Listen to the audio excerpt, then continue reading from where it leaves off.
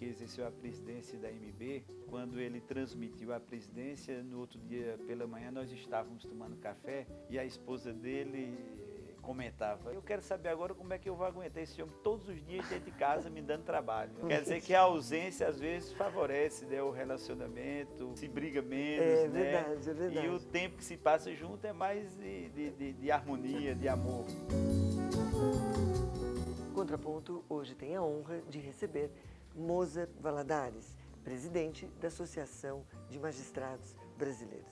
Dr. Mozart Valadares, como presidente da AMB, o senhor defende a extinção do Quinto Constitucional, criado no país há mais de 70 anos. Afinal, o que há de errado com o Quinto Constitucional? Na realidade, eu defendo o pensamento majoritário da magistratura brasileira. Essas teses que a AMB defende, elas são extraídas de uma ampla discussão através de pesquisas, através de reunião do Conselho de Representantes da AMB, que são todas as entidades filiadas à Entidade Nacional de Classe. Eu gostaria de deixar bem claro o nosso respeito e admiração pela advocacia e pelo Ministério Público brasileiro. Não há nenhuma tentativa de desqualificar esses dois segmentos jurídicos do país que contribuem decisivamente para o combate à corrupção e para o aperfeiçoamento da legislação brasileira. O que nós nos colocamos em relação ao Quinto Constitucional é que ele não cumpriu a sua missão constitucional. Ele foi criado com o objetivo de oxigenar o Poder Judiciário. Sim. E passados 70 anos, nós não identificamos nenhum colegiado do Poder Judiciário brasileiro que se tornou mais democrático, que se tornou mais transparente, Sim. que se tornou mais ético, que se tornou mais próximo da sociedade em razão do Quinto Constitucional. Sim. Então, ele não cumpriu a sua missão constitucional. Sim. Se ele não cumpriu, não tem razão de permanecer com esse dispositivo na Constituição Federal.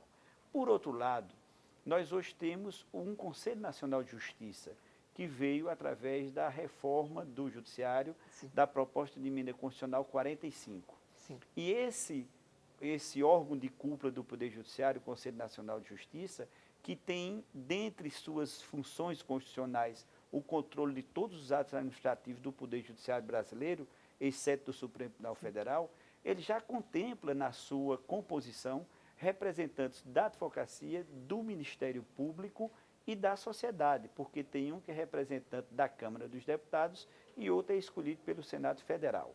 E aí, nesse colegiado, há uma rotatividade, há uma verdadeira oxigenação, porque esse colegiado tem mandatos, diferentemente, né, do Quinto Constitucional, que a pessoa se torna vitalício quando é nomeado. Entrou, pronto. Entrou, se torna um magistrado como se fosse de carreira, um magistrado como qualquer outro. Outra questão é que, na nossa visão, há um equívoco quando diz que aquela vaga é da advocacia e quando diz que aquela vaga é do Ministério Público. Na realidade, a vaga é do governador do Estado. A advocacia, a OAB, participa do processo, assim como o Ministério Público. Mas a palavra final, quem escolhe numa lista tríplice, é o governador do Estado, inclusive sem motivar o ato administrativo. Sim. Ele não observa qualquer critério, depende única e exclusivamente da sua conveniência política, conveniência pessoal, a escolha da lista tríplice que é remetida pelo tribunal. Por essas razões é que a magistratura brasileira defende a extinção do Quinto Constitucional. Muito bem. E quanto à participação do Poder Executivo na escolha dos membros dos tribunais? O senhor também é radicalmente contra. Por quê, presidente? Bom, nós defendemos que haja a participação do Executivo na escolha dos ministros dos tribunais superiores. O que nós queremos é dar maior transparência ao processo. Nós queremos que o Judiciário também participe desse processo, que retire, que suavize um pouco o componente político dessa escolha, para que isso amanhã não transmita para a sociedade qualquer arranhão na independência e na imparcialidade do Supremo Tribunal Federal ou de outro tribunal superior do país. Nós vamos apresentar uma proposta, né, em que retira um pouco o componente político dessa escolha. O Supremo formularia uma lista sêxtupla, o presidente da República, dos 6 nomes enviados pelo Supremo, escolhe um e o Senado aprova ou rejeita essa escolha do presidente. Aí nós teríamos a participação dos 3 poderes na escolha de um ministro de um tribunal superior.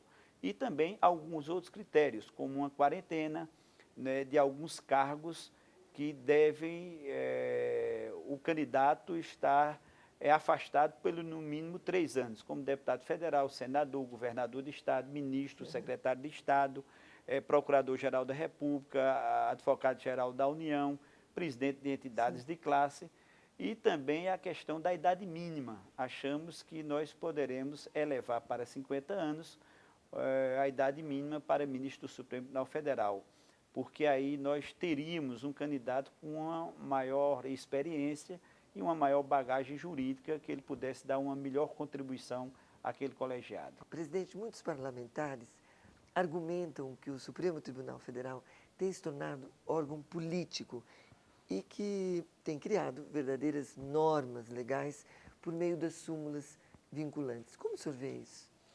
Eu não identifico como procedente essa crítica de alguns parlamentares.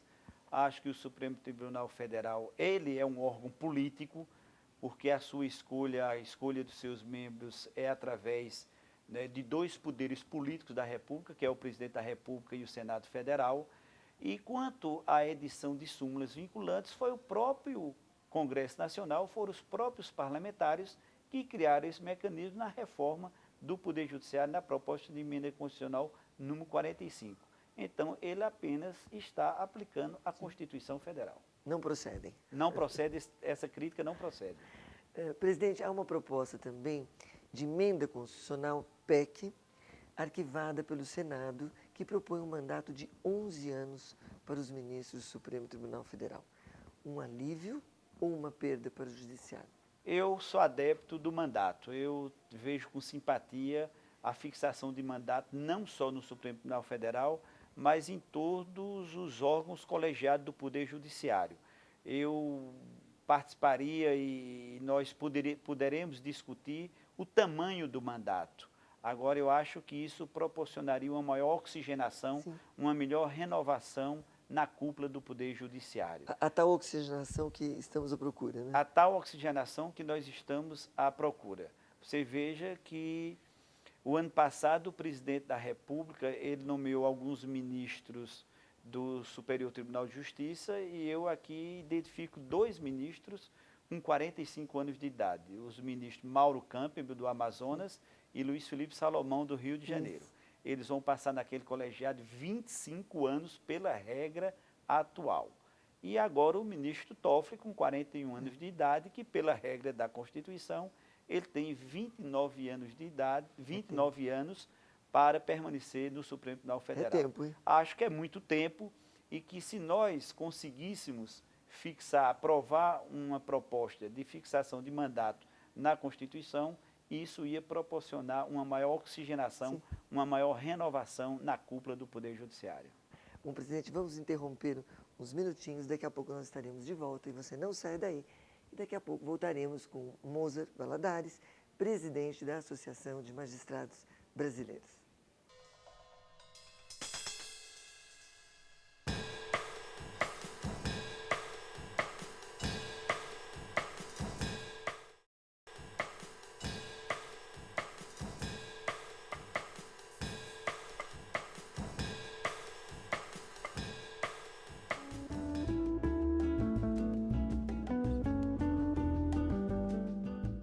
Presidente, o senhor realizou recentemente uma pesquisa sobre as condições de trabalho de juízes nas 5 regiões do Brasil.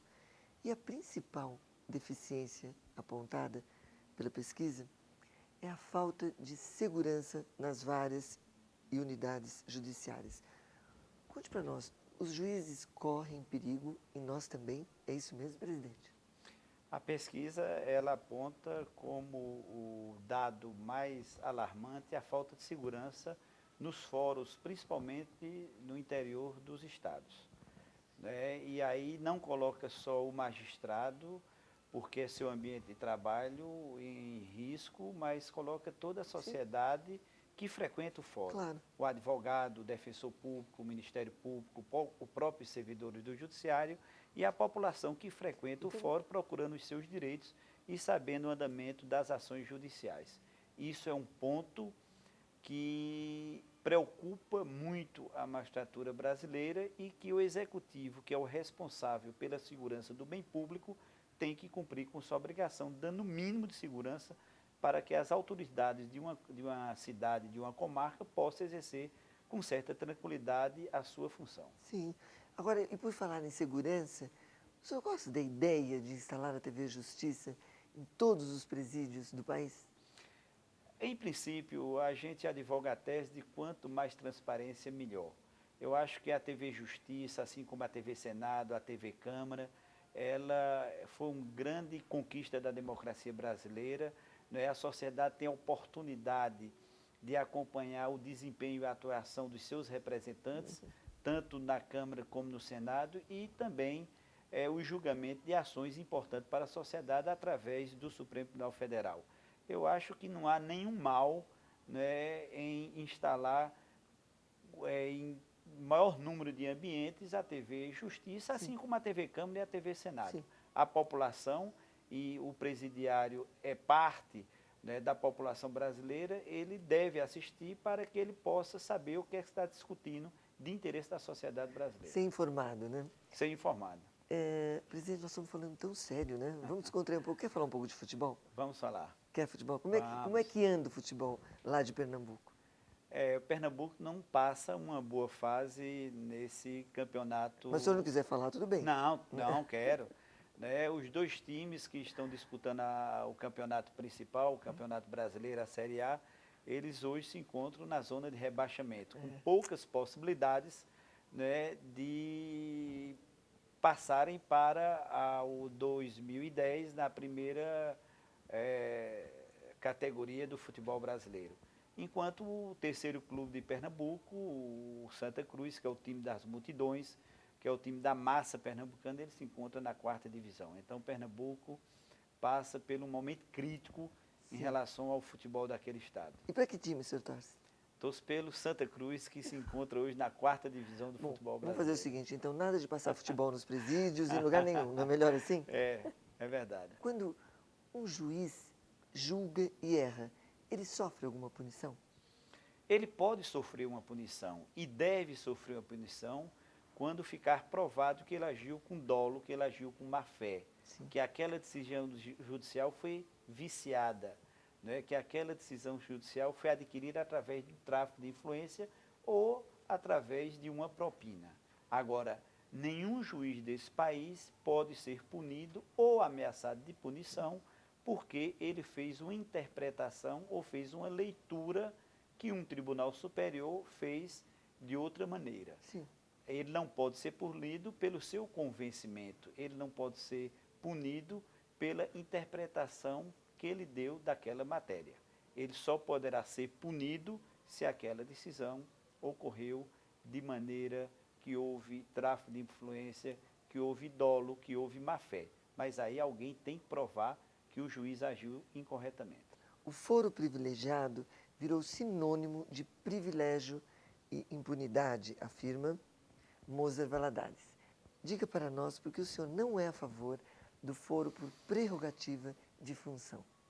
Nós chegamos à conclusão, e os dados, as pesquisas mostram isso, de que aqueles que detêm o foro privilegiado, eles não são julgados.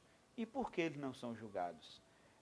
Principalmente porque os tribunais superiores estão abarrotados de processo e não há uma tradição no país que o Tribunal Superior faça a instrução processual.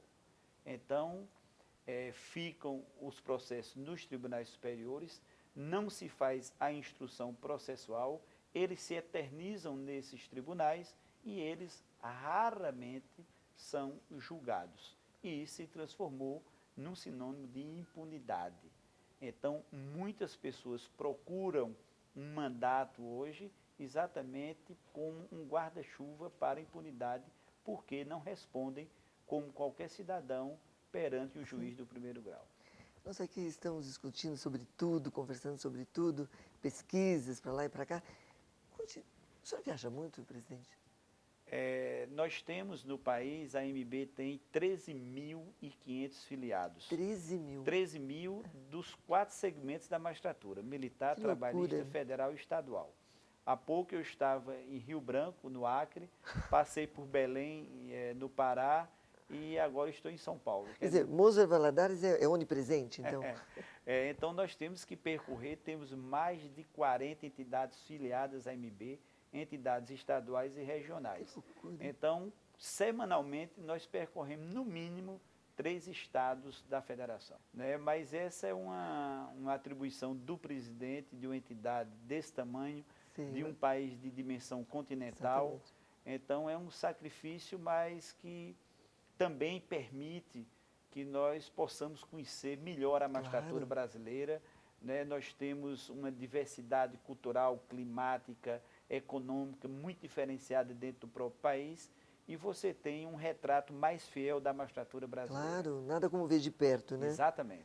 Agora, a família não reclama, não? Ausência? Reclama muito a ausência, né? E eu também sinto muito Claro. a falta da família.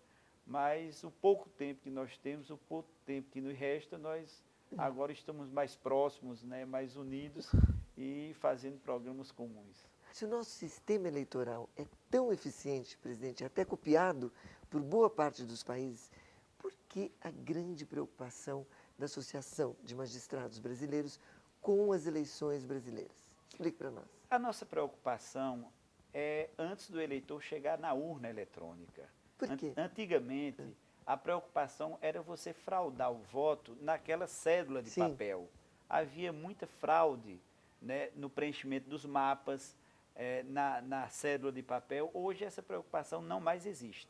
Nós temos 100% de segurança de que quando você vota e confirma o seu voto, aquele voto não será mudado. Então, onde reside nossa preocupação?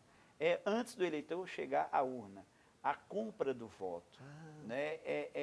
O emprego da máquina administrativa em favor de certas candidaturas. Ou seja, o voto comprado. O voto comprado, a utilização da máquina com emprego, com cesta básica, né? Então, é que você pode maquiar, que você pode favorecer alguns candidatos antes dele chegar na urna eletrônica. Então, a grande preocupação da sociedade é que esse eleitor possa chegar na urna e, com sua convicção, ele possa votar e que o pleito reflita com fidelidade à vontade popular. Então, nós temos grandes preocupações e você veja, né, as recentes decisões, as decisões do Tribunal Superior Eleitoral. Jamais na história desse país a gente viu tantas cassações de governadores e de políticos que utilizaram a máquina pública ou o poder econômico para fraudar a vontade popular. Então, essa é a grande preocupação da MB com o TSE quando lançou a campanha denominada Eleições Limpas. Era conscientizando o eleitor da importância do seu voto, que através do seu voto ele pode melhorar a nossa representação política e que ele pode fazer um pleito sem fraude. Ou seja, o voto consciente. O voto consciente. Eu estava recentemente num debate no Rio de Janeiro e falando muito sobre essa crise do Senado Federal, essa crise que todo o país está assistindo. E eu dizia naquele debate na Universidade do Rio de Janeiro, que para o ano, 2/3 do Senado estão em renovação. Ora, então nós temos o poder de mudar, né, o Senado Federal, se o eleitor achar que é conveniente, se o eleitor achar que é a oportunidade. É a oportunidade. E eu dizia no debate o seguinte, muita gente acompanha, né, a vida do seu clube, sabe quanto o seu ídolo ganha, sabe quando ele não joga, se é por contusão, se é por cartão vermelho, se é por o terceiro cartão amarelo, por que não acompanha a vida do parlamentar? Hoje nós temos a TV Senado, a TV Câmara, a TV Justiça. Então, cada um poderia acompanhar melhor a vida do parlamentar que ele votou, a atuação, como ele se comporta na vida pública e, no dia da eleição, fazer o julgamento que cada um merece. Presidente, para esquentar mais um pouquinho, vamos lá. Por que o senhor define precatórios como devo, não nego, prorrogo enquanto puder? Essas são dívidas do Estado ao cidadão brasileiro, dívidas estas que foram reconhecidas através de uma decisão judicial essa que não comporta mais nenhum tipo de recurso, ou seja, transitou em julgado. E aí o Estado ainda passa um tempo fora do razoável para efetuar o pagamento. E agora quer instituir um leilão. Ora, nós sabemos que num leilão sem perspectiva de recebimento, aquela parte que não sabe sequer se vai receber o seu crédito reconhecido através de uma decisão judicial em vida, ele vai se submeter a um leilão. E nós sabemos que num leilão, a parte fraca geralmente sofre mais. Então, se ele tem um crédito de X, ele vai diminuir substancialmente e o Estado vai comprar pela metade ou menos da metade do crédito que ele tem. E aí fragiliza mais a sociedade brasileira, né, e principalmente pessoas pobres, pensionistas, aposentados, que têm aquele crédito e o Estado demora ou sequer paga em vida aquele cidadão. Que é muito triste, né? O que é muito triste. O senhor é assim, combativo, né, na intimidade do lar? Não, eu sou menos rigoroso, né, e procuro dentro do lar não ser um magistrado, Sim. ser um pai, ser um esposo, né?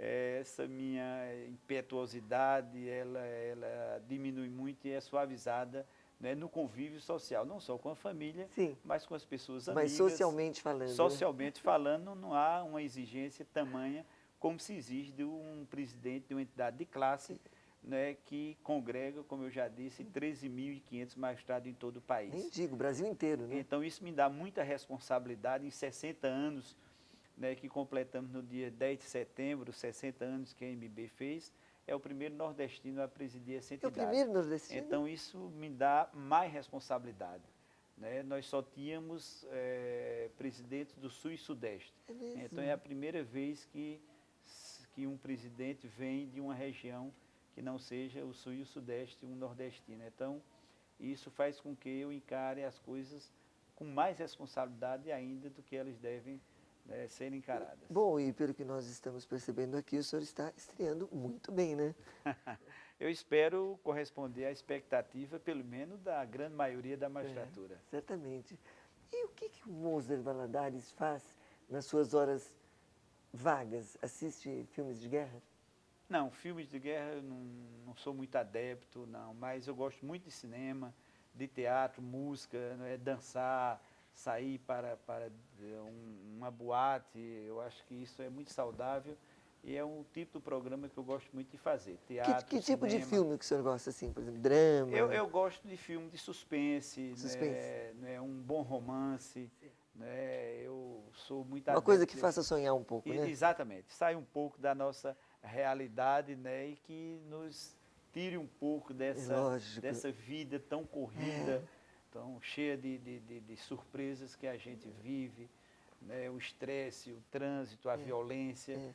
Então eu acho que o lazer faz com que a gente melhore um pouco a nossa qualidade de vida. E dançar, presidente? O que o senhor gosta? Dançar é bom, muito bom. O senhor gosta do quê? O ritmo?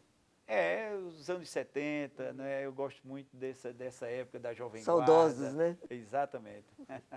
Tem um conjunto em Pernambuco, Túnel do Tempo, que é um conjunto muito bom, que tem esse repertório, né? Dos Beatles, da época, coisa boa, hein? do auge dessa época, que é muito bom. E o senhor, assim, é dinâmico para dançar, como assim na presidência? Não sou mais modesto, Minhas habilidades não são tão grandes. Eu vou arriscar mais uma aqui de futebol. Presidente, o senhor torce para algum time aqui em São Paulo? Torcer mesmo não, mas eu tenho grande simpatia pelo Santos.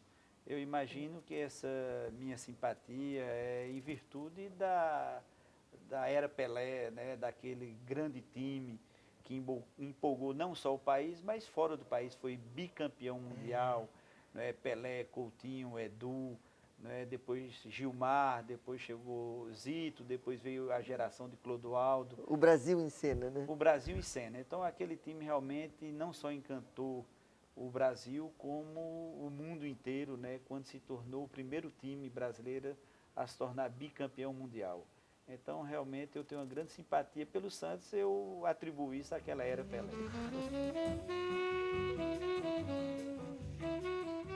que agradeço a oportunidade de falar um pouco sobre o Judiciário e sobre a sociedade brasileira.